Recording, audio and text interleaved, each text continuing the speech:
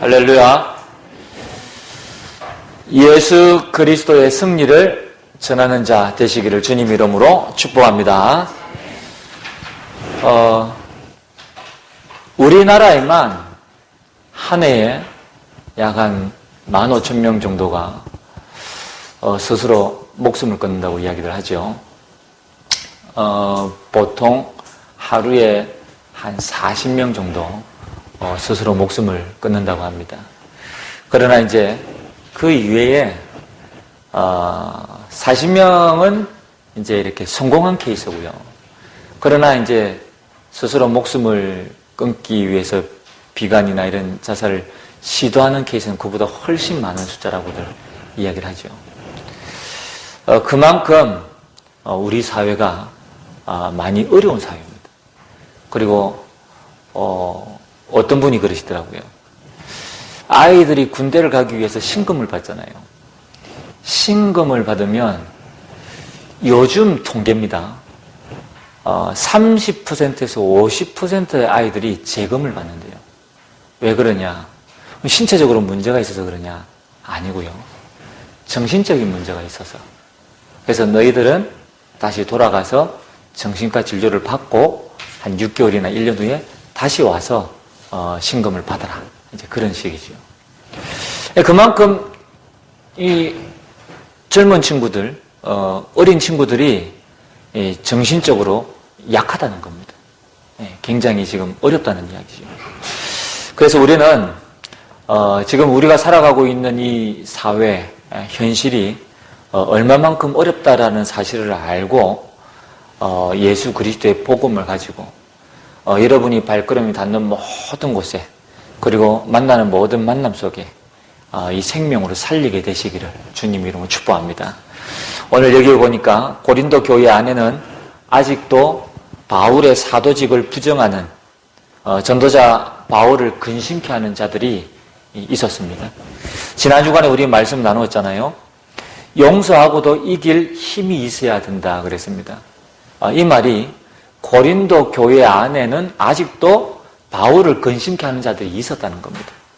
그럼에도 불구하고 이제 세월이 많이 지나니까 이런 자들 가운데에 이제 바울의 어떤 이 사도직을 인정하고 그러면서 바울이 전하는 이 복음을 받고 은혜 받는 이런 인물들이 나온단 말이죠. 그러니까 고린도 교회 안에 다수가 이제는 바울을 통해서 은혜 받고 바울을 통해서 이렇게 복음을 깨달은 사람들이 된 거예요.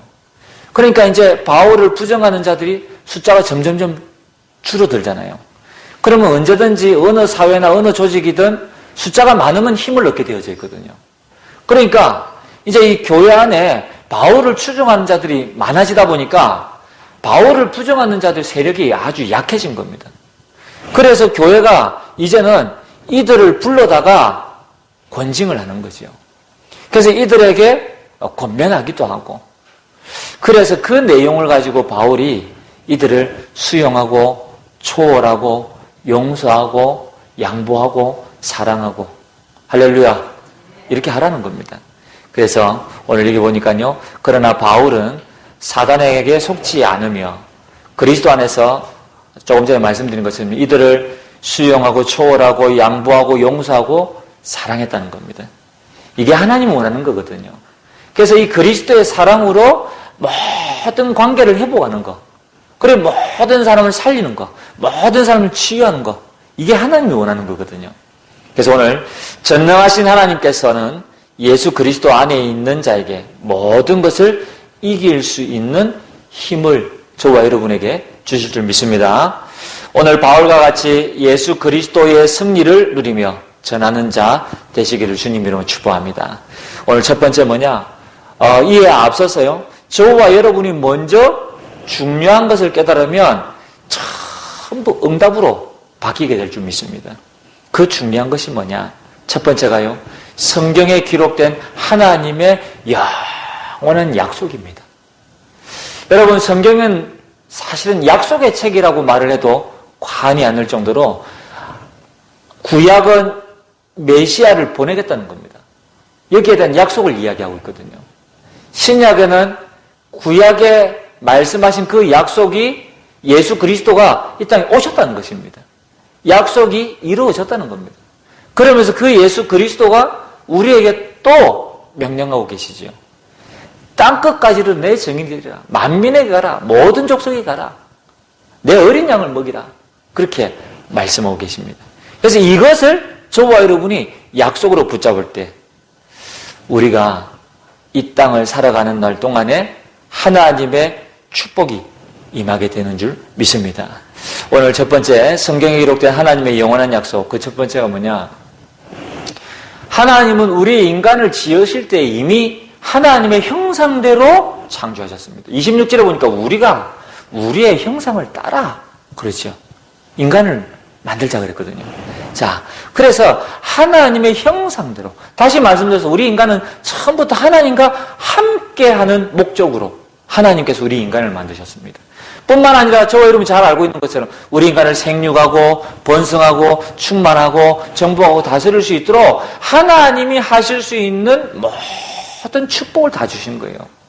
이게 사실은 우리에게 하나님의 형상대로 창조하시고 하나님의 축복을 주셨지만 이게 약속이라는 겁니다.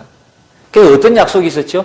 이 약속을 영원히 유지하는 조건이 한 가지 있었지요. 그 조건이 뭐냐? 선악을 알게 한 나무의 실과를 먹지 말아라. 그걸 먹는 날에는 이 약속이 파괴가 되어진다는 겁니다. 그래서 하나님은 우리에게 이 축복을 영원히 주시기 위해서 약속을 주신 겁니다. 그런데 이 사단은 이 하나님의 약속을 왜곡되게 만들었죠. 그래서 아담 하와로부터 하나님의 약속을 불순종하고 파괴할 수밖에 없도록 약속의 파괴는 모든 관계의 파괴입니다, 여러분. 그렇기 때문에 이 약속이 무너지니까 하나님과 우리 인간의 관계가 무너지게 된 겁니다. 그래서 하나님은 우리 인간에게 성경은 보면 우리 인간에게 말씀하셨다 그렇게 되어지지 있지 않습니다. 정확하게는 뱀을 향해서 이야기하셨거든요. 전에도 말씀드린 것처럼 창세기 3장에는 사단이 없습니다. 사단이라는 말이 없다니까요. 그러면 뱀이 여자를 유혹하여 선악을 알게 한다면 실과를 먹도록 만들었죠. 그 뱀 속에 누가 들어가 있었냐? 사단, 악한 영이 사단이 들어가 있습니다. 그 증거가 어디 있습니까? 계시록에 보니까 옛뱀 사단이라고 그랬습니다. 그렇죠? 자, 그래서 하나님이 뭐라고 말씀하셨습니까? 창세기 3장 15절에 여자의 후손이 뱀의 머리를 상하게 할 것입니다. 이 불순종한 우리 인간에게 하나님은 예수 그리스도를 보내시겠다고 약속하신 겁니다. 할렐루야.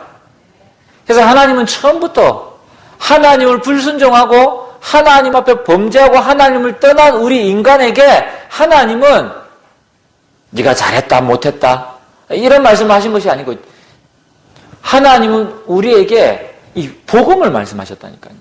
하나님은 예수 그리스도를 약속하셨습니다. 그러면서 요한복음 3장 16절에 보니까 성경에 뭐라고 기록하고 있습니까? 예수님 직접 하신 말씀이죠. 하나님이 세상을 이처럼 사랑하사 독생자를 주셨으니 이는 저를 믿는 자마다 멸망치 않고 영생을 얻게 하려 하심이니라. 이게 하나님의 영원한 약속이라는 겁니다.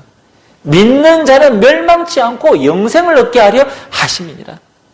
그래서 앞서 기도하면서 암송했습니다만 로마서 5장 8절에 보니까 우리가 아직 죄인 되었을 때에 무슨 이야기죠? 하나님은 우리와 약속한 적도 없습니다. 우리와 의논하신 적도 없습니다. 우리가 죄인 되었을 때 그 사실을 아시고 하나님은 그리스도를 통하여 하나님에 대한 우리의 자기의 사랑을 확정하셨느니라. 그렇죠? 자, 다시 한번 말씀드립니다. 성경에 기록된 하나님의 영원한 약속은 뭐냐? 첫 번째는 함께 하겠다는 겁니다. 두 번째는 그리스도를 보내시겠다는 겁니다. 세 번째는 영생을 얻게 하겠다는 겁니다. 그렇죠? 네 번째는 뭡니까? 우리 죄가 완전히 해결되어졌다는 겁니다. 그것을 하나님은 약속을 하고 계신 겁니다. 그러면서 두 번째는 뭐냐? 부활하신 예수 그리스도께서 남기신 지상 명령이요. 어떤 내용이지요? 앞서 말씀드린 것처럼 마태복음 28장에 모든 족속으로 제자를 삼아라. 마가복음 16장에 온 천하에 다니면 만민에게 복음을 전파하라. 사도행전 1장 8절 땅끝까지 증거해라. 요한복음 21장 15절 19절에 베드로에게 약속하신 말씀이죠. 내 어린 양을 먹이라. 자, 무슨 이야기입니까? 이 복음을 필요한 모든 사람에게 전해라는 겁니다. 우리 교회가 영원한 언약으로 붙잡은 말씀이 있습니다. 사도행전 18장 10절에 있는 말씀인데요. 이 성중에 내 백성이 많음이라. 저는 옛날에 이 전도 운동하면서요, 한참 은혜 받는데 사도행전을 읽고 있던 중에 이 말씀이 내게 언약으로 딱 붙잡혔습니다. 하나님, 이 말씀은 내 평생의 언약입니다. 이 성중에 내 백성이 많음이라. 이 부산 땅에 내 백성이 많음이라. 이 양산 땅에 내 백성이 많음이라. 울산 땅에 내 백성이 많음이라. 김해 땅에 내 백성이 많음이라. 창원에 내 백성이 많음이라. 할렐루야. 가는 곳마다요, 이 성중에 내 백성이 많음이라. 이 말씀을 굳게 붙잡는 거예요. 그래서 저는 이 시대에 전도자를 통해서 하나님 주신 언약, 우리 전사님도 기도하셨습니다마는 237 나라, 5천 종족, 저는 이 언약을 생명처럼 붙잡았습니다. 이 언약을 붙잡은 자에게 하나님은 보좌의 능력으로, 시공간을 초월하는 능력으로 237 살리는 빛을 비추시고, 그리고 영적 파수꾼으로, 영적 의사로, 영적 대사로 많은 사람들을 치유하며 후대를 살리는 이 응답 가운데로 축복하시고 인도해 주실 줄로 믿습니다. 어떻게 해요? 오늘 세 번째 있는 것처럼요, 지금 우리와 함께 하시는 성삼위 하나님의 비밀로. 그렇죠. 자, 여러분이 말씀을 정리하던 중에 제가 이 말씀을 의도적으로 생각해서 정리한 거 아니거든요. 말씀을 정리하고 나서 딱 보니까요, 1번은요 성부 하나님이에요. 2번은요 성자 예수님입니다. 3번은요 성령 하나님인 거 있죠. 성부, 성자, 성령 하나님. 할렐루야. 완벽한 하나님의 응답이요, 완벽한 하나님의 축복인 줄 믿습니다. 그래서 우리가 가는 곳마다요, 성삼위 하나님으로부터 with 임마누엘 원네스, 이 축복을요 끊임없이 누리는 겁니다. 그러면요 승리할 수밖에 없는 것입니다. 조금 이따가도 설명을 드리겠습니다만, 우리가 예배에 앞서서 무엇 때문에 찬양을 드립니까? 우리가 예배에 앞서서 무엇 때문에 기도합니까? 사실은 우리의 영적 상태가 예배 드릴 수 있는 상태가 되기 위하여, 하기 위해서. 그렇죠. 우리가 그냥 아무런 충만 없이 그냥 앉아서 냉한 마음으로 하나님 앞에 예배 드릴 수 없잖아요. 그렇기 때문에 예배에 앞서서 하나님의 성령께서 강하게 임재하시도록 이 성령의 임재를 체험하는 것입니다. 그러면서 하나님 앞에 기도를 통해서 우리의 고백을 드리는 것입니다. 그렇죠. 그래서 하나님과 with 임마누엘 원네스의 축복을 가지고 예배를 드리는 겁니다. 하나님 이걸 원하시는 거거든요. 이렇게 예배를 드릴 때 이 예배는 그야말로 살아있는 예배가 되는 겁니다. 유기체적인 예배 시간이 되는 겁니다. 어마어마한 축복의 시간이 되는 거죠. 우리가 바빠가지고 얼떨결에 와가지고 그냥 맨정신에 그냥 앉아갖고 잠깐 예배 드리고 돌아가고, 이게요 하나님이 원하는 예배가 아니거든요. 가능하면 우리가요 딱 일찍 왔어요. 차분한 마음으로, 고요한 마음으로, 그러면서요 평안한 마음으로, 감사한 마음으로 우리가 예배를 딱 준비하고 있으면 이 예배가요 살아날 수밖에 없습니다. 그리고 말씀이 선포되어질 때 이 말씀 자체가 전부 나에게 하는 말씀처럼 들려지고요. 그리고 이 말씀이요 내가 있는 현장과 너무나, 전에는 거리가 먼 것처럼 느껴졌지만 지금은 이 말씀이 내게 있는 현장에 그대로 해답으로 깨달아지게끔 되어져 있는 겁니다. 어떤 목사님과 대화를 나누다가 제가 옛날에 이렇게 사역했던 간증을 잠깐 하게 되어졌습니다. 저는요 새벽에 새벽기도 가면 1시간 반 동안 하는 게 딱 하나밖에 없었습니다. 흑암 끄는 기도밖에 안 했어요. 그래서 우리 교회 안에 담임 목사님부터 사모님부터 우리 장로님들부터 중직자들부터 또 우리 집사님들까지 내가 가는 현장에 또 내가 맡고 있는 기관에 또 우리 지역에 이 모든 사람들 이름 한 사람 한 사람 불러가면서 흑암 꺾는 기도만 1시간 반 동안 했다니까요. 새벽에. 근데 어느 날 어떤 일이 일어났냐. 제가 한 거 아니에요. 정말입니다.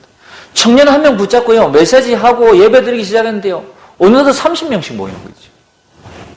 그러니까 교회 안에 온 성도들한테 교회 안에 소문이 나가지고요.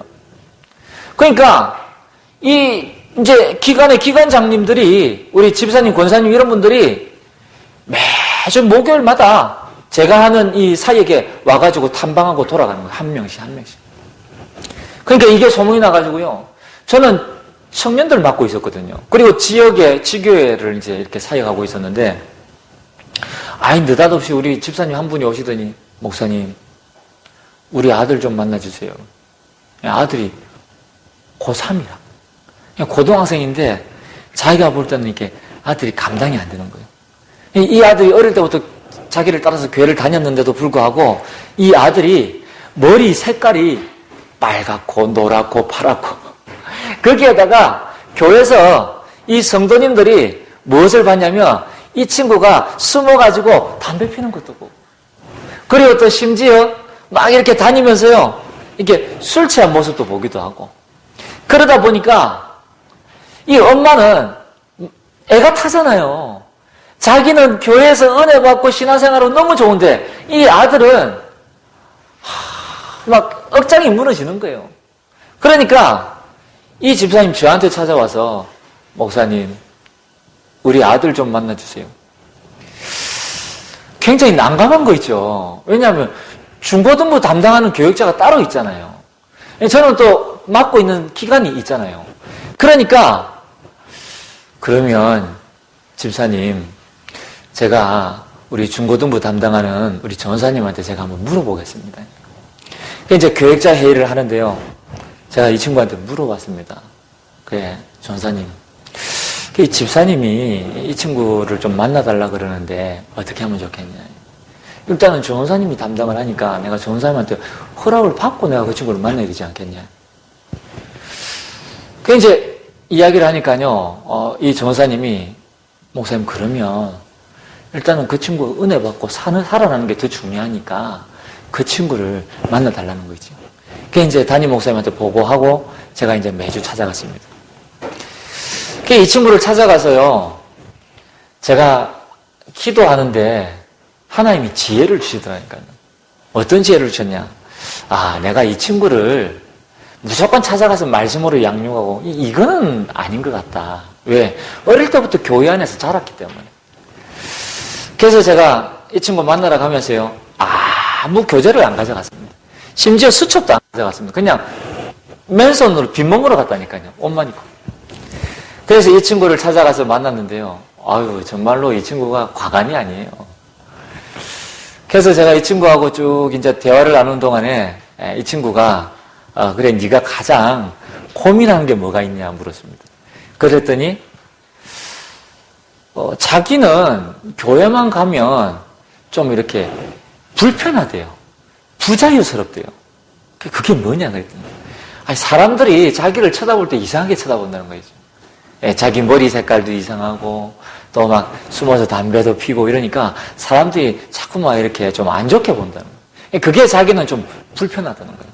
그래? 나는 괜찮은데 그랬거든요. 목사님 괜찮다고요? 그래, 나는 괜찮아. 난 네가 지금 이런 모습으로 있는 거 전혀 이상하지 않아. 그래요? 이 친구가요, 이제 좀 이렇게 의아해하는 거예요. 그래서 제가 그랬습니다. 야, 사람이 살아가는 날 동안에 가끔씩은 이탈도 필요해. 늘 하던 일만 계속 하다 보면 사람이 지쳐서 안 돼. 때로는 좀 다른 것도 좀 해보고, 좀 이렇게 때로는 좀 어떤 이 일정한 노선에서 벗어나 보기도 하고 필요해. 이 친구 마음이 열리는 거예요. 그러면서 제가 그랬습니다.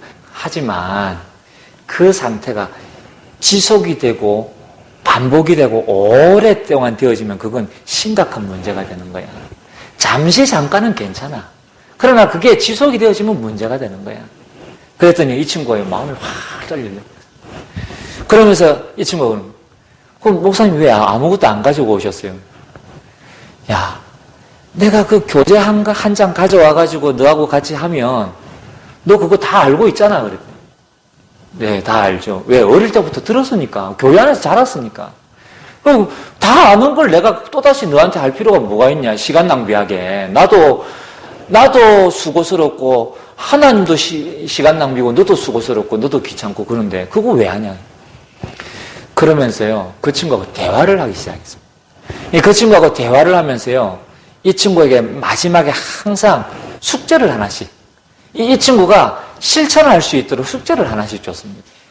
예를 들면 네가 이번 주간에 이렇게 한 주간 동안 뭔가 네 마음에 불편한 게 있을 것이다.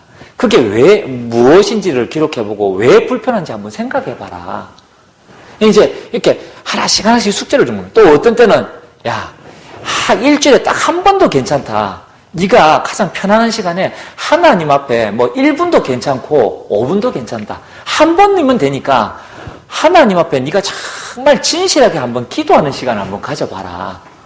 그러면서요. 그 다음 주간 가면 체크하고 만약에 안 된 거 있으면 한 주간 더 연장하고 그러면서 계속 대화하면서 이 친구를요. 계속 이렇게 조력해 가는 거죠. 그랬더니 몇 개월이 지났습니다. 그러고 난 다음에 이 친구하고 이제 제가 마지막으로 이제 사역을 정리하면서 이 친구에게 이렇게 그런 질문을 했습니다. 누구야? 네가 목사님 만나기 전에 네 상태와 만나고 난 이후에 지금의 네 상태가 달라진 게 있다면 가장 확실하게 달라진 게 있다면 그게 무엇이냐라고 물었습니다. 그랬더니 이 친구가 하는 이야기가 목사님을 만나기 전에는 하나님이 너무 먼 곳에 있는 것처럼 느껴졌다는 거예요. 자기하고는 관계가 없다고 느껴졌다는 거예요. 근데 목사님을 만나고 난 이후에 지금은 하나님하고 너무 가까워졌다는 거예요. 할렐루야.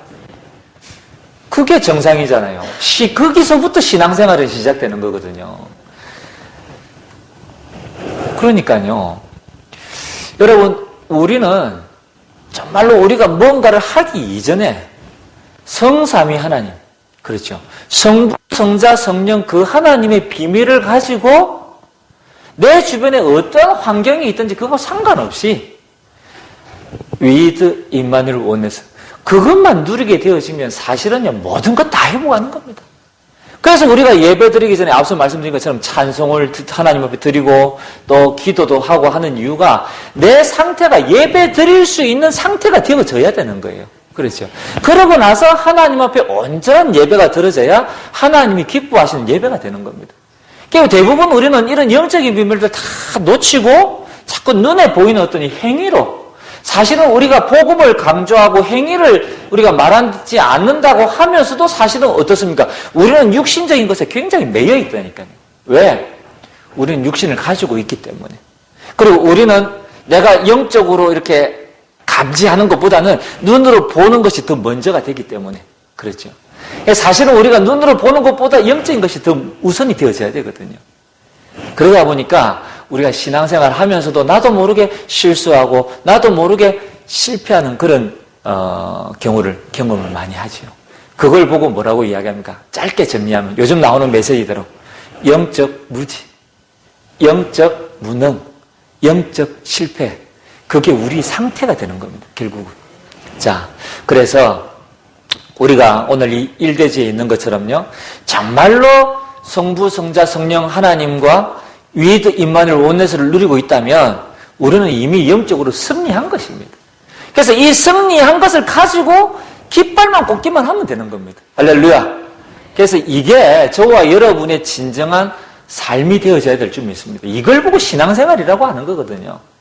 신앙생활은 날 문제 만나가지고 하나님 앞에 나와서 악착 같은 그런 이 상태와 목소리를 가지고 하나님 앞에 부르짖고 기도하고 그리고 맥없이 다시 또 돌아가는 그런 상태가 신앙생활이 아니거든요. 하나님이 원하는 것은 이미 이겨놓은 것을 우리가 붙잡고 그 이겨놓은 개선장군의 행렬을 하고 나아가는 것이 하나님이 원하는 신앙생활이거든요.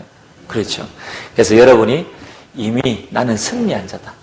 여러분이 승리한 자이기 이전에 이미 예수 그리스도께서 승리해 놓으셨다는 사실을 기억하시길 바랍니다. 오늘 두 번째는 뭐냐? 우리는 구원과 영생을 가져다 주신 예수 그리스도의 승리를 전하는 자입니다. 무슨 이야기지요? 오늘 성경을 읽다 보니까 그리스도의 향기라는 단어가 나옵니다. 참 아름다운 단어입니다. 그리고 우리가 그리스도의 향기가 사실은 되고 싶어 되기를 원합니다. 그리고 그리스도의 향기, 우리가 많이 들었던 메시지지요. 심지어 이 그리스도의 향기라는 찬양도 있습니다. 자, 그런데 어떤 배경에서 바울이 이 그리스도의 향기라고 이야기하는지 우리는 좀 확인해 봐야 되겠고요. 그러면서 저와 여러분이 정말로 그리스도의 향기를 어떻게 나타내야 되겠는지를 오늘 우리는 깨달아야 될 줄 믿습니다. 오늘 첫 번째 보니까요. 예수 그리스도께서는 십자가에서 우리의 모든 문제를 해결하셨습니다. 할렐루야. 그 문제 가운데 가장 첫 번째가 원죄 아니겠습니까? 우리가 짓지 아니한 원죄, 세상 사람들이 모르는 원죄, 종교인들이 모르는 원죄, 그렇죠? 아담 할아버지가 잡수셨던 그 원죄. 어떤 목사님 그러시더라고요. 이 아담 할아버지가 안 잡수셨으면 우리가 이렇게 고생할 일이 없는데. 자, 그래서 하나님께서는 요한복음 3장 16절에 있는 것처럼 독생자 아들을 이 땅에 보내사 저와 여러분이 가지고 있는 이 원죄, 심지어 원죄로 인한 결과로 오게 되어진 자범죄, 그리고 내가 짓지는 않았지만 지금까지 살아오면서 우리 조상이 지었던 수많은 죄악들, 십자가에서 싹 다 해결해 줄 줄 믿습니다. 우리는 이 사실만 믿기만 하면 되는 거예요.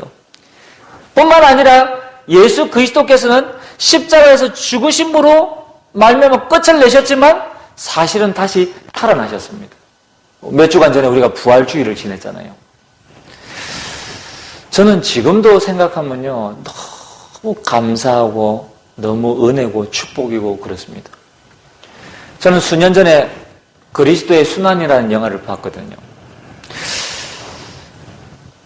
예수님이 십자가를 지고 골고다 언덕을 올라가시는데 로마 군인들이 채찍을 하는데요. 그 채찍을 자세히 보니까요, 쇠 조각, 뼈 조각 이런 것들이 붙어가지고요, 때릴 때마다 살점을 파고들고 잡아당길 때마다 살점이 떨어지는 그런 아픔을 예수님께서 겪고 있었거든요.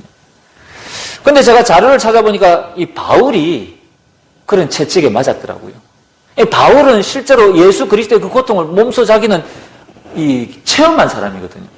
그런데 사실은 우리가 이 원죄, 자범죄, 조상죄 때문에 우리가 당해야 되는 고통이거든요.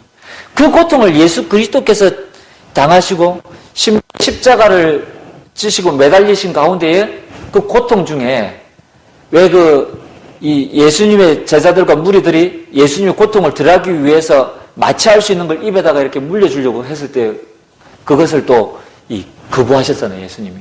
그리고 맨 마지막에는 이제 돌아가시고 난 다음에 이 로마 군인들이 어떻게 했습니까? 확인사살. 이 창을 가지고 예수님의 옆구리를 찔러서 이 물을 갖다가 완전히 흘려내는, 이게 이제 죽음을 완전히 확인하는 확인사살이거든요. 그러한 과정을 겪으셨던 그 주님. 생각하면요, 너무 감사한 거 있죠. 원래는 내가 그 고통을 당해야 되는데, 우리가 이 십자가의 못을 받고 이 발목에 못을 받고 그 고통을 당해야 되는데 예수님이 그 고통을 당하신 거예요. 그러니까 그거 생각할 때마다 너무 감사하고 은혜가 되어지고, 그러면서 생각할 때마다 하나님이 우리에게 주신 이 축복을 더욱더 내가 기억하고 누려야 되지 않겠냐. 우리가 그리스도께서 승리하신 그 승리의 깃발을 우리가 가는 곳마다 꽂아야 되겠지 않겠냐.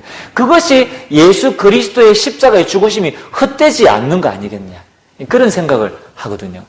그래서 저는 이 부활주일 고난주간 지날 때마다요, 너무 감사하고 다시 한번 내가 받은 그 은혜와 축복들을 기억하고, 그래서 저는 우리 성도님들께요, 우리가 이런 어떤 이 고난과 부활을 기억할 때마다 우리가 받은 그 축복, 우리 옛날에 초창기 때 메시지 많이 나왔잖아요. 7가지 축복, 5가지 확신. 이것만 사실 제대로 누려도요, 우리는 세계복음 할 수 있습니다. 우리가 지금 62가지 그거 다 합치면요, 한 100몇십 가지 되거든요. 그거 사실 저도 잘 못 외웁니다. 제 고백이지만 저도 사실 다 못해요. 근데 저는 한 가지 확신 있게 말씀드릴 수 있는 것은요, 7가지 축복만 제대로 누려도 세계복음을 할 수 있습니다. 그래서 우리 성도님들께 부탁드립니다. 머리 어지럽게 막 백몇십 가지 다 외우려고 하지 마시고 제발 7가지 축복만 제대로 누려보시기 바랍니다. 제대로 한번 사용해 보시기 바랍니다. 저는 오늘 아침에 예배에 앞서서 차량 운행하면서요, 운전대 잡고 가면서 또 우리 성도님들 한 분 한 분 이름 막 불러가면서요, 계속 흑암 꺾고 하나님께서 우리 성도님들을 이 오늘도 생명의 축복을 회복하고 누리는 예배가 될 수 있도록 기도하고, 얼마나 행복하고 은혜가 되는지 모릅니다. 그래서요, 여러분 정말입니다. 조금 이따가도 말씀드리겠습니다만은 정말로 나의 영적인 상태를 바꾸는 시간이 필요합니다. 그 시간을요, 실천해 보시기 바랍니다. 이것만 실천해도 정말 여러분에게 보장된 응답, 가보면 응답이 와 있다는 사실을 여러분이 체험하시게 될 줄 믿습니다. 승리하게 되시기를 주님으로 축원드립니다. 오늘 여기에 보니까요, 예수 그리스도는 죽음에서 다시 살아나셨다. 뿐만 아니라 예수 그리스도 하나님 만나는 길이 되시고요, 예수 그리스도는 죄와 저주에서 해방이 되시고요, 예수 그리스도는 사단을 이기는 승리가 되십니다. 이것을 보고 예수 그리스도의 승리라고 이야기하는 거예요. 예수 그리스도가 선지자, 제사장, 왕이라는 이 직분을 가지신 그리스도라는 이 사실이 예수 그리스도의 승리인 것입니다. 저와 여러분이요, 이 사실을 놓치게 되어지면 사실은 다 놓치는 거거든요. 오늘 바울은요, 얼마만큼 여기에 대한 비밀을 가지고 있느냐. 여기 두 번째 보니까요, 14절에 이런 내용이 있습니다. 항상 우리를 그리스도 안에서 이기게 하시고 그랬죠. 자, 그러면서 그 하나님께 감사하라 그랬습니다. 어째서 바울은 이런 내용을, 이런 표현을 사용할 수 있었을까요? 저는 우리 교회에 감사하고요, 우리 성도님들께 또 한번 감사합니다. 왠고 하니까요, 우리가 지금까지 수년째 지금 성경을 쭉 읽어가면서 지금 이 강단의 말씀을 함께 나누고 있거든요. 그러다 보니까 저도 얼마나 많은 내용을 갖다가 새롭게 깨닫게 되어진 줄 몰라요. 발견하게 되어진 줄 몰라요. 그러다 보니까 너무 감사한 거 있죠. 자, 오늘 여기에 있습니다. 제가 정리해 놨는데요, 바울은 예수 그리스도의 엄청난 비밀을 발견했던 사람입니다. 아니, 목사님 그걸 어떻게 알 수 있습니까? 그동안 우리가 이 바울의 옥중서신, 그러면서 심지어 고린도전후서, 지금 우리가 고린도후서 2장을 지금 말씀을 나누고 있잖아요.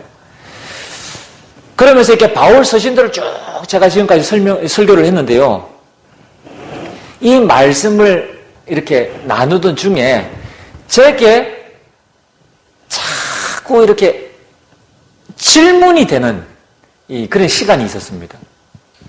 바울의 서신을 계속 말씀을 저와 여러분이 나누는 중에 어떤 질문이 되어졌냐?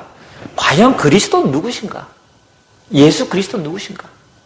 그런데 이 바울 서신을 저와 여러분이 말씀을 계속 나누는 중에 제가 무엇을 갖다가 다 발견하고 정리를 하게 되어졌냐? 오늘 여기 있는 것처럼요, 예수 그리스도는 하나님의 비밀이다. 우리가 하나님을 직접 만날 수 없잖아요. 우리가 하나님을 볼 수 없잖아요. 그런데 우리가 하나님을 직접 만나고 보았다니까요. 누구를 통해서? 예수 그리스도를 통해서. 그 바울이 예수 그리스도 하나님의 비밀이라고 바울 서신에 기록이 되어져 있는 거예요. 심지어 예수 그리스도는 하나님의 형상이라고 바울이 기록을 하고 있습니다. 하나님의 형상이라고 할 때는 우리와 똑같은 모습? 아니요. 신학적으로 전에도 잠깐 언급한 바 있습니다만은 하나님과 우리가 닮은 부분이 있고 하나님과 우리가 전혀 다른 부분이 있거든요. 그걸 보고 닮은 부분을 보고 공유적 속성이라고 그러고 닮지 않은 부분을 보고 비공유적 속성이라고 이야기해요, 신학적으로. 자, 그래서 예수 그리스도는 우리와 똑같은 육신을 가지고 계시잖아요. 그런데 예수 그리스도는 능력을 가지고 계셨습니다. 심지어 부활하신 그 주님은 몸도 있고 뼈도 있으셨어요. 그런데 시공간을 초월하셨어요. 그렇죠. 가히 우리가 생각할 수 없는 몸을 가지고 계셨던 예수 그리스도거든요. 그분이 하나님의 형상이라. 바울이 그렇게 설명하고 있다니까요. 심지어 예수 그리스도는 하나님의 능력입니다. 그렇죠. 하나님의 능력이 예수 그리스도를 통해서 나타났잖아요. 혈루증 걸린 여인이 지나가는 예수님이 어쩌다게 손만 띄워도 자기가 나을까? 낫겠다. 믿음이 왔잖아요. 실제로 나았잖아요. 예수님이 손만 얹었는데 베드로의 장모 10병이 나았잖아요. 그렇죠. 심지어 백부장이 예수님께 뭐라고 이야기했습니까? 내 집에 들어오는 것을 나는 감당할 수 없겠나이다. 말씀만 하옵소서. 왜? 자기도 남의 수하에 있고 자기 수하에도 사람들이 있기 때문에 명령만 하면 그대로 된다는 거예요. 말씀만 하옵소서. 근데 예수님이 실제로 네 믿음대로 될지다 그랬더니 그 시간부터 하인이 나았다고 성경에 기록되어 있잖아요. 이게 하나님의 능력이거든요. 그러니까 이 바울은요, 예수 그리스도 하나님의 능력이라고 이야기했어요. 심지어 예수 그리스도 하나님 지혜라고 이야기했습니다. 예수 그리스도께서 말씀하셨던 그 내용들을 하나 살펴보면요, 가히 우리가 쉽게 깨달을 수 있는 내용들이 아니거든요. 우리가 지난 주간 마태복음 9장 말씀을 함께 나눴었습니다만은 마태복음 9장에 있는 내용은 어떤 내용이 있습니까? 우리의 생각을 바꾸는 내용이잖아요. 갱신하는 내용이잖아요. 우리가 생각하는 어떤 상식을 뛰어넘는 이야기를 예수님이 하고 계시거든요. 여러분, 예수 그리스도 하나님의 지혜요. 뿐만 아니라 예수 그리스도 하나님의 방법이라. 어떤 방법이지요? 우리를 구원하기 위한 하나님의 방법이요. 뿐만 아니라 저와 여러분을 치유하기 위한 하나님의 방법이라니까요. 그렇죠? 심지어 예수 그리스도의 이름으로 명할 때 흑암은 귀신은 떠나가는 역사 일어납니다. 하나님의 방법이라니까요. 그렇죠? 뿐만 아니라요, 고린도전서 하면서 정리한 내용입니다. 우리가 받은 은사는 뭐라고요? 그 은사가 예수 그리스도라고 바울은 이야기하고 있습니다. 많은 사람들이 은사는 방언하는 은사, 통역하는 은사, 예언하는 은사, 병 고치는 은사, 능력을 행하는 그런 은사를 이야기하잖아요. 바울은 뭐라 그랬습니까? 이 은사가 바로 예수 그리스도다라고 이야기했습니다. 저도 놀라웠다니까요. 저도 지금까지 은사 그러면 뭐 이런 어떤 이 행위 은사를 저는 생각했거든요. 근데 성경을 읽다 보니까 고린도 전서에 그런 내용이 있어요. 우리의 은사는 예수 그리스도니. 할렐루야. 뿐만 아니라 예수 그리스도는 창조주가 되십니다. 우리는 지금까지 성부 하나님만 창조주인 줄 알았잖아요. 근데 알고 보니까요, 성경에는 우리가 복수를 사용하고 있어요. 그 말은 무엇입니까? 성부, 성자, 성령 하나님, 우리가 그 표현을 성경은 사용하고 있거든요. 그러니까 하나님의 창조 사역은 성삼위 하나님의 사역이요, 성부 하나님만의 사역이 아닙니다. 그래서 예수 그리스도 또한 창조주가 되시는 것입니다. 그리고 예수 그리스도는 만물의 근본이 되신다 그랬습니다. 예수 그리스도로 말미암아 만물이 지어졌고 만물이 예수 그리스도 안에 있다고 바울이 이야기하고 있습니다. 뿐만 아니라 예수 그리스도는 모든 것에 만물의 어뜸이 된다고 이야기하고 있습니다. 예수 그리스도는 교회의 머리가 되신다고 했습니다. 예수 그리스도는 화목의 주가 되신다고 그랬습니다. 그렇죠. 만물을 화목하시는 그 주님이 바로 예수 그리스도시다. 심지어 하나님의 모든 충만이 그 속에 거하시는데 그가 누구냐? 예수 그리스도라. 할렐루야. 저는 이 말씀을 통해서 얼마나 고등학교 때 은혜를 받았는지 몰라요. 저는 고등학교 때부터 읽었던 성경이거든요. 제가 지금까지 읽은 성경을 하면 성경은 무지 읽었습니다. 자, 그런데 제가 왜 이 부분에서 또 정말 은혜가 된다라고 말씀을 드리느냐면요. 자, 예수 그리스도가 지금 어디 계십니까? 저와 여러분 속에. 할렐루야. 그렇다면 하나님의 모든 충만이 예수 그리스도를 통해서 우리 속에 들어와 있는 거예요. 할렐루야. 얼마나 감사합니까? 그러면 다른 충만이 뭐가 필요합니까? 더 이상 충만이 필요 없다니까요. 이 정도 충만을 받았으면 됐지. 무슨 충만이 더 필요합니까? 그리스도로 충만하게 되시길 주님의 축복합니다. 그렇죠. 자, 뿐만 아니라 또 성경을 정리하던 중에 보니까요, 바울이 직접 한 내용입니다. 예수 그리스도는 우리에게 의로움이 되신다. 다시 말씀드려서 하나님의 의가 되시는 거예요. 우리에게는 의가 없습니다. 그렇죠? 우리가 지극히 죄인일 수밖에 없는 거예요. 그러나 하나님이 예수 그리스도 말미암아 의롭다 칭하여 주셨기 때문에 하나님 앞에서 우리가 의로운 자가 된 것이지, 사실은 우리에게는 의로운 것이 없습니다. 예수 그리스도가 하나님의 의가 되는 거예요. 의로움이 되신 거예요.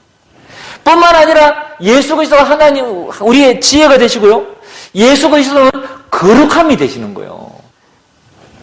우리가 뭐가 거룩하겠습니까? 그렇죠? 제가 매일 이렇게 샤워하고 싶거든요. 왜 그러냐? 제가 어릴 때는 굉장히 게을러가지고요, 씻는 걸 싫어했습니다. 막 씻자 그러면 지금도 생각납니다. 도망 다녔던 생각이 나요. 그런데 언제부터 제가 매일 머리를 감았다니까요. 초등학교 아마 5학년 때인가 6학년 때부터 매일 머리를 감았습니다. 왜? 이제 처음 이야기합니다만은 그때 제가 좋아하는 여자애가 있었거든요. 그러니까 아침에 머리가 이렇게 막 까치집을 짚고 학교 가면 안 되잖아요. 그러니까 매일 머리 감고, 그렇게 시작되어진 것이 어느덧 중학교를 가면서 매일 샤워하고 이렇게 이제 체질이 되어졌어요. 그때 이후로 지금까지 매일 샤워하는 게 이제 체질이 되어졌습니다. 그런데도 불구하고 제가 볼 때는 제가 그렇게 거룩한 것 같지가 않아요. 매일 씻지만, 매일 샤워하지만. 우리 막내가 그럽니다. 아빠한테 와가지고 맨날 한 번씩 이렇게 머리 냄새 맡아보면 냄새 좋거든요. 그러니까 냄새 좋다면서 옆에 와가지고 머리 냄새 맡고 이럽니다. 그래서 제가 속으로 이것도 내일 되면 머리에서는 다른 냄새 날 텐데 잠시 잠깐 뿌립니다. 뿌리고 바르고 잠시 잠깐이라니까요. 영원히 우리가 깨끗할 수 없고 거룩할 수 없습니다. 영원히 거룩하신 것은 예수 그리스도라. 그렇죠. 그래서요, 오늘도 차 타고 오는데 우리 집사님 차에 사진 한 장이 딱 꽂혀져 있거든요.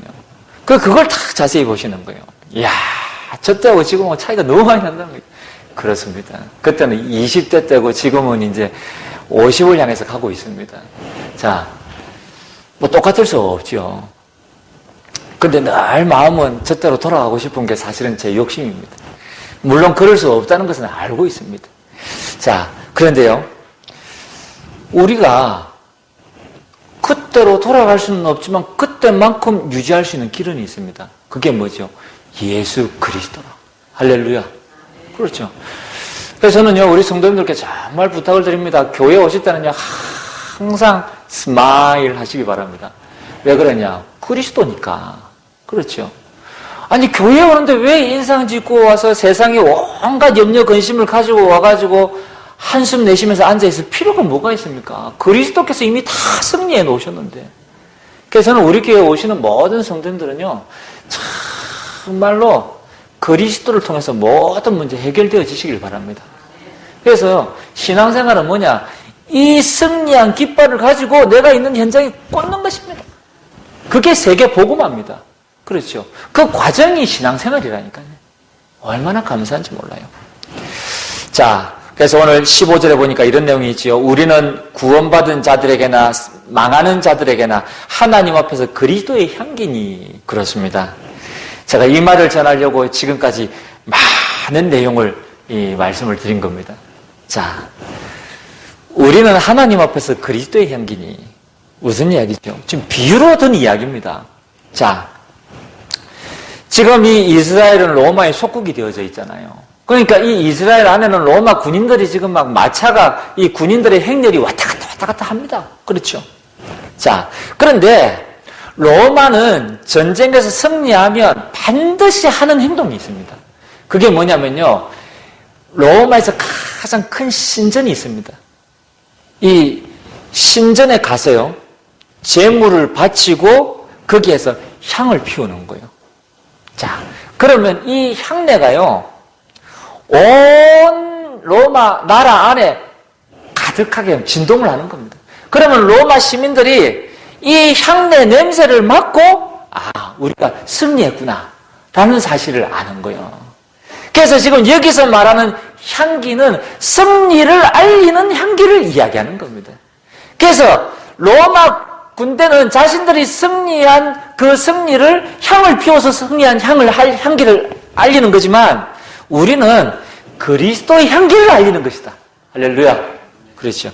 그런 의미에서 그런 어떤 이 배경을 가지고 바울이 그리스도의 향기라는 말을 쓴 것입니다. 자, 그래서 여기 보니까요, 향을 피우는 냄새 때문에 멀리서도 전쟁의 승리를 알 수 있었다고 했고요. 그러면서 이 냄새는 심지어 오늘 여기에 보니까 15절에 구원받는 자들에게나 망하는 자들에게나 그랬습니다. 자, 구원받는 자들은 누구를 이야기하면 우리를 이야기하는 겁니다. 망하는 자들은 누구를 이야기합니까? 불신자들이에요. 그리고 포로되거나 노예된 자들을 이야기하는 거죠. 자, 다시 말씀 또 한번 이렇게 확인해 보면요. 16절에 이런 내용이 있습니다. 이 사람에게는 사망으로부터 사망에 이르는 냄새요. 저 사람에게는 생명으로부터 생명에 이르는 냄새라. 누가 이 일을 감당하리요? 그랬거든요. 자, 다시 말씀드리면 여기에 이제 있습니다. 자, 이 냄새는 적대 세력과 포로들에게는 패배와 죽음을 의미하는 거예요. 그렇죠? 포로로 끌려갔기 때문에 이제 사형을 당하는 거죠. 뿐만 아니라 그러나 로마 시민에게 있어서는 승리와 안전의 상징이 되었다라고 이야기합니다. 다시 말씀드려서 이 향기는 그리스도의 향기는 저와 여러분에게는 구원과 영생의 향기입니다. 할렐루야. 그렇죠. 그러나 멸망한 당한 자들, 포로된 자들, 저런 자들에게는 이 그리스도를 대적하는 자들에게는 어떤 향기입니까? 죽음과 심판의 향기가 되는 것입니다. 그렇죠. 그래서 우리가 이 향기의 배경을 알고 저와 여러분이 우리는 예수 그리스도로 말미암아 승리한 자임을 확신하게 되시기를 주님 이름으로 축복합니다. 자, 그렇다면 오늘 마지막 세 번째로요. 17절에 보니까 우리는 수많은 사람들처럼 하나님의 말씀을 혼잡하게 하지 아니하고 곧 순전함으로 하나님께 받은 것 같이 하나님 앞에서와 그리스도 안에서 말하노라 그랬습니다. 이 말은 무슨 이야기죠? 하나님의 말씀을 전하게 된 비결을 다시 한번 마지막으로 바울은 설명하고 있습니다. 자, 첫 번째 먼저는요. 우리가 이 말씀을 전달하기 이전에 우리는 하나님이 주신 것을 누리고 사용하기만 된다는 것입니다. 앞서 말씀드렸던 내용이지요. 7가지 축복입니다. 첫 번째는 우리가 하나님의 자녀라는 사실을 여러분 잊지 마시기 바랍니다. 그러면 하나님의 자녀라는 말은 모든 출발부터가 달라지는 겁니다. 세상 사람들은 하나님이 안 계시기 때문에 내가 노력하고 열심히 해야 되고 나 중심이 될 수밖에 없는 거거든요. 그러나 하나님의 자녀는 어떻습니까? 나로부터 출발이 아닙니다. 그리스도로부터 출발이 되는 것입니다. 그렇죠. 출발 자체가 달라지는 겁니다. 첫 번째가 그리스도가 나의 주인이 되셔야 돼요. 이것이 신앙생활의 출발이고 시작이 되는 것입니다. 그래서 그리스도가 나의 주인이 되어지면 그때부터 모든 것이 달라집니다. 왜? 내가 하지 않아도 되니까. 그렇죠.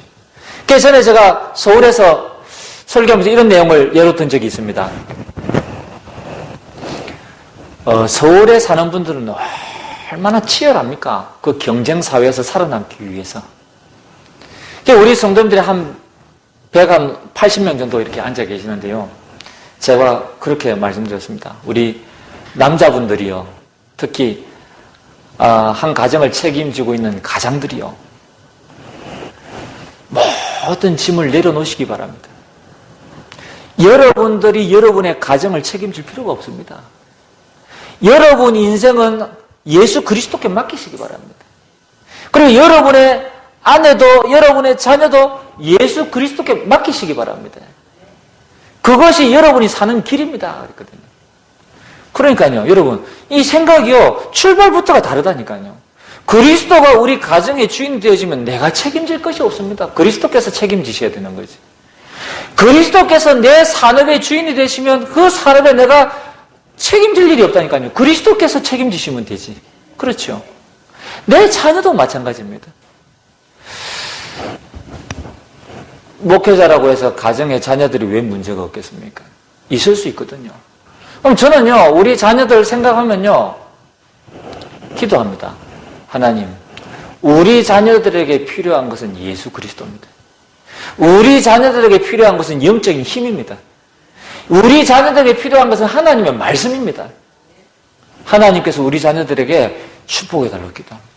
그러면서 우리 자녀들을 붙잡고 이 역사는 악한 사단, 이 흑암세력 주 예수 이름으로 결박받고 떠나갈지어다.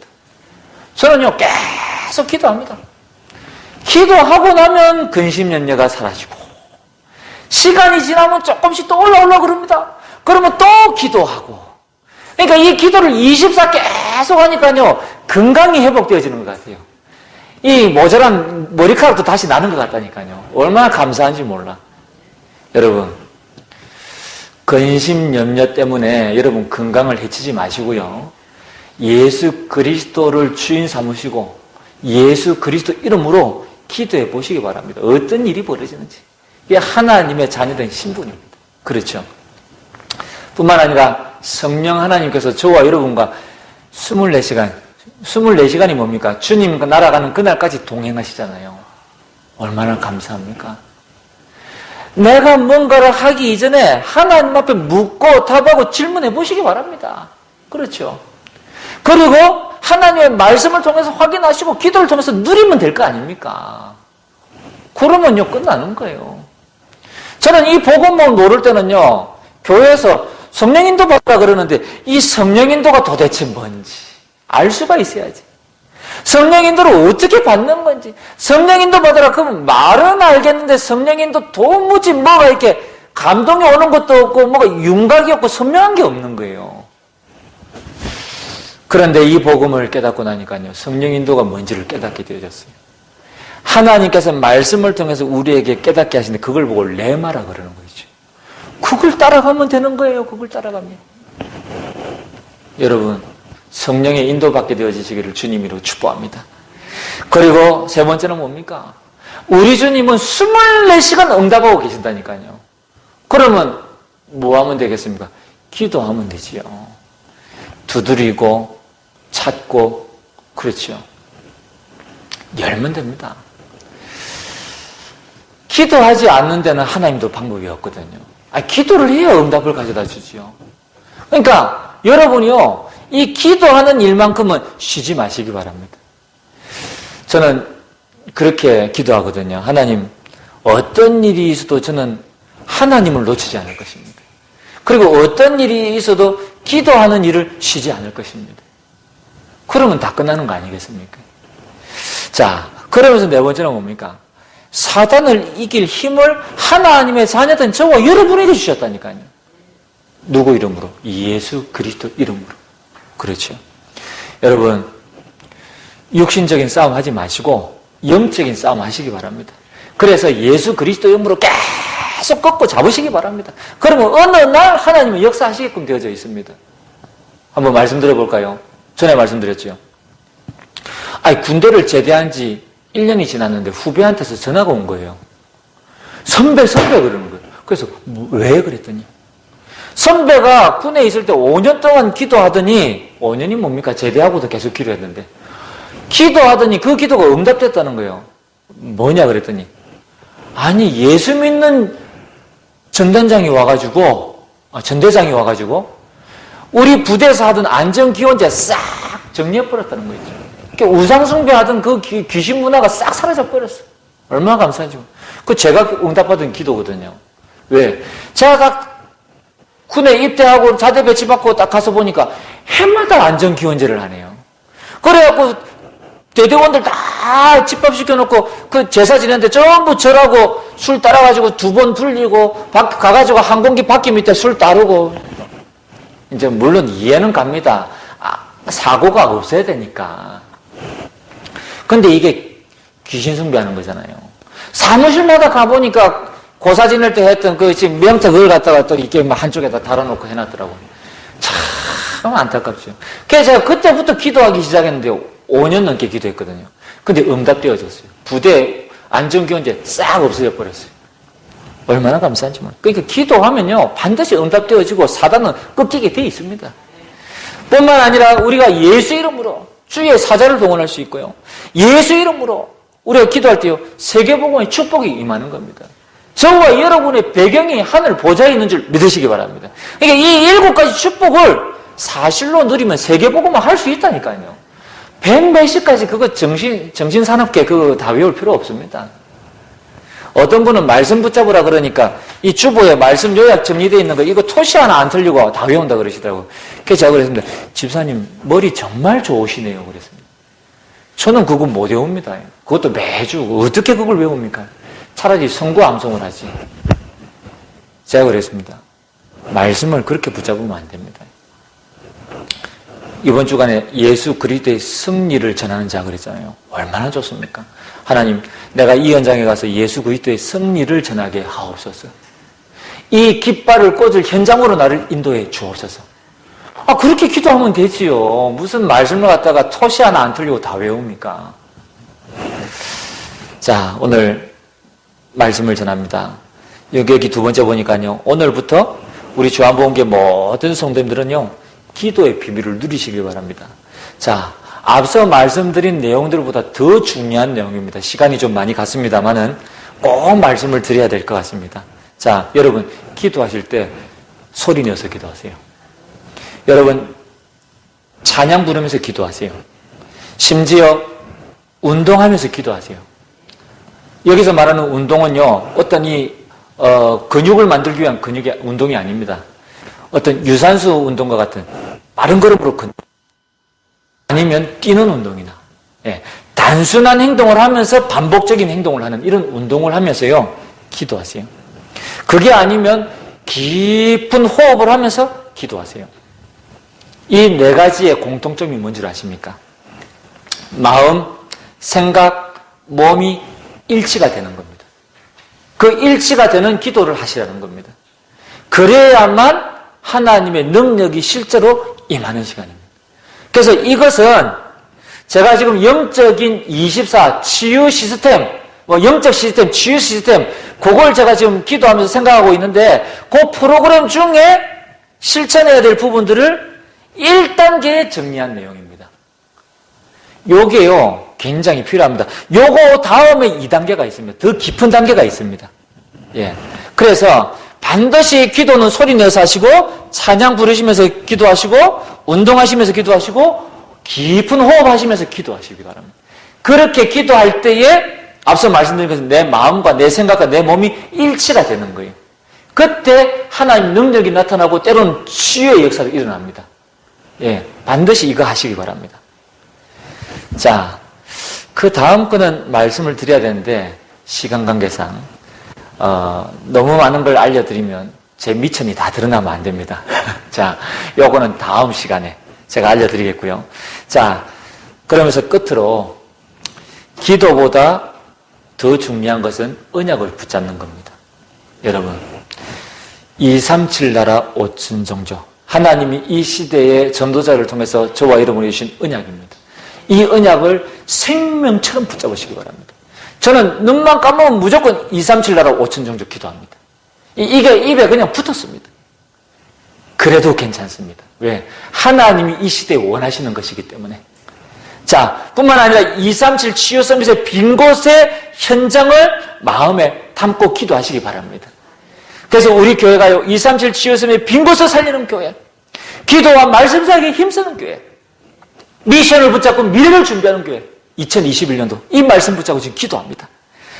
여러분, 영적 파수꾼, 영적 의사, 영적 대사, 반드시 하나님께서 이 말씀을 성취해 가실 줄 믿습니다. 그래서 우리 자신이 치유되어지고 우리가 있는 모든 현장, 만남을, 모든 사람을 치유하실 줄 믿습니다. 그래서 여러분은 2021년도 딱 도전하시기 바랍니다. 무엇에 도전하냐? 나는 반드시 이 말씀의 성취를 맛보는 증인이 되어야 되겠다. 딱 도전하시기 바랍니다. 여러분, 우리가 지금까지 살아오면서 신앙생활 때로는 흐지부지할 때가 얼마나 많았습니까? 저도 그렇고요. 그러나 이제는요, 흐지부지한 신앙생활 끝, 마침표 종지부 딱 찍는 겁니다. 그리고 나서 나는 이제는 반드시 말씀 성취되는 이 응답을 맛봐야 되겠다. 딱 도전하시기 바랍니다. 마지막 결론적으로 말씀드립니다. 전도의 주역은 하나님이십니다. 그 말은 무슨 이야기지요? 내가 하려고 하지 말라는 겁니다. 하나님이 하시면 됩니다. 그래서 우리가 해야 될 거는 뭐냐? 전도 이전에 정말로 전도 잘하면, 그리고 정말로 전도를 안다면 전도 이전에 우리에게는 하나님을 향하는 시간이 필요하다는 것입니다. 그래서 정시 예배, 여러분 반드시 실천하시게 되기를 바랍니다. 이번 주간에도 보니까 메시지에 이런 내용이요. 계속 나오더라고요. 정시 예배. 왜? 우리 상태를 바꾸지 않으면 이 시간에 예배 들어서 은혜 받을 것만 가지고는 안 된다는 겁니다. 여러분, 이 시간에 우리가 은혜 받는 것은요, 단지 우리가 공예배로 하나님 앞에서 일주일에 한 번 예배 드리는 시간이지, 이 예배 드리는 것 가지고 여러분이 가서 여러분이 계시는 회막에, 장막에 지속되어져야 된다. 반복이 되어져야 된다. 여러분의 현장과 여러분의 삶으로 연결이 되어져야 된다는 겁니다. 이 예배가. 그래야 여러분이 살아나는 겁니다. 그래서 그걸 제가 몸이 1000개, 10,000개가 되어져서 여러분이 계시는 곳에 가서 여러분과 함께 매일 매 시간마다 예배 드리면 얼마나 좋겠습니까? 그게 안 되기 때문에. 불가능하기 때문에 여러분이 계시는 현장에서 여러분이 가장 편한 시간에 정시 예배. 하루에 한 번도 좋고 두 번도 좋고 8번도 좋고 10번도 좋고 많으면 많을수록 좋습니다. 그러나 반드시 한 번 이상. 시간이 많이 갔습니다만은 요것만큼은 한번 또 말씀드리고 가야 되겠습니다. 제가 시내에 있을 때 유명한 법당이 있었습니다. 법당이라기보다는 굿당입니다. 가보니까 한 5명 이상의 무속인들이 모여서 기도원처럼 거기에서 자기들이 기도하고 가는 것이요. 근데 이야기를 들어보니까 전국에 자기들 회원만 한 500명이 연결되어져 있대요. 그러니까 매달 일정한 시간이 되면 이 무속인들이 와서 기도하고 힘 얻고 돌아가는 데라. 근데 여기를 갖다가 움직이는, 쉽게 말씀드려서 왕초무당이 있는 거예요. 왕초무당이.